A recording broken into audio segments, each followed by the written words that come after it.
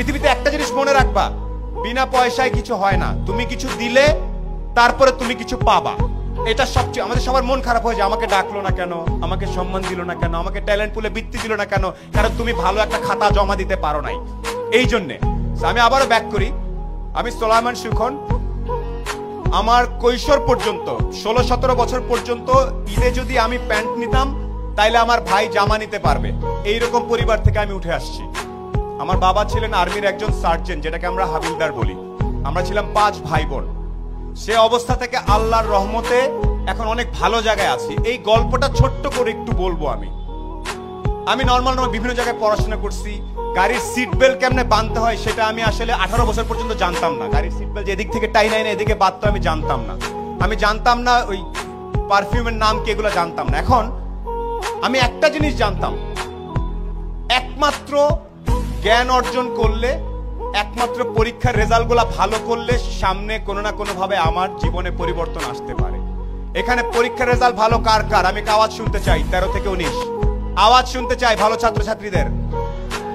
এখানে প্রত্যেকে ভালো ছাত্রছাত্রী আমি জানি। আমি আজকে লিস্টে পড়েছি, পলক ভাই প্লেনে আসতে আসতে বলছিল যে এত ছেলে মেয়ে, এত কৃতি সন্তান আমি কিভাবে ছবি তুলবো একসাথে, আমার তো পুরো মাঠ লাগবে। সিংড়ার মতো একটা জায়গায় এতগুলা মেধাবী ছেলে মেয়ে তৈরি হচ্ছে।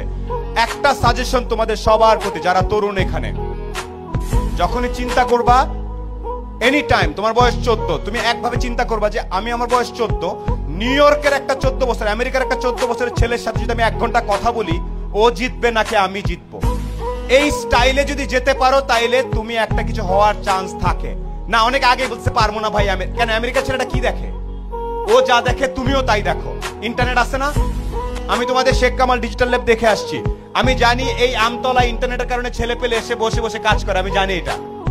আমেরিকার ছেলেটা যে ইন্টারনেট ইউজ করতেছে, তুমি একই ইন্টারনেট ইউজ করতেছো না?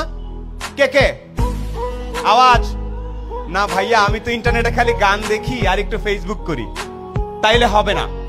আবারও একটু বলি কিছু কিছু বেসিক জিনিস।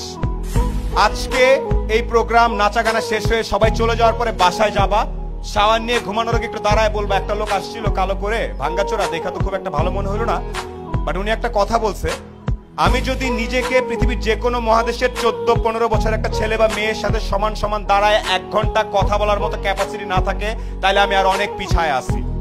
এই সাহস কার কার আছে? আমেরিকার একটা ছেলের সাথে 1 ঘন্টা, আয় বাবা তোর সাথে আলাপ করি, আয় তোর একটু চলন বিলের স্টাইল শিখায়, আয়, এটা কে কে করতে পারবে?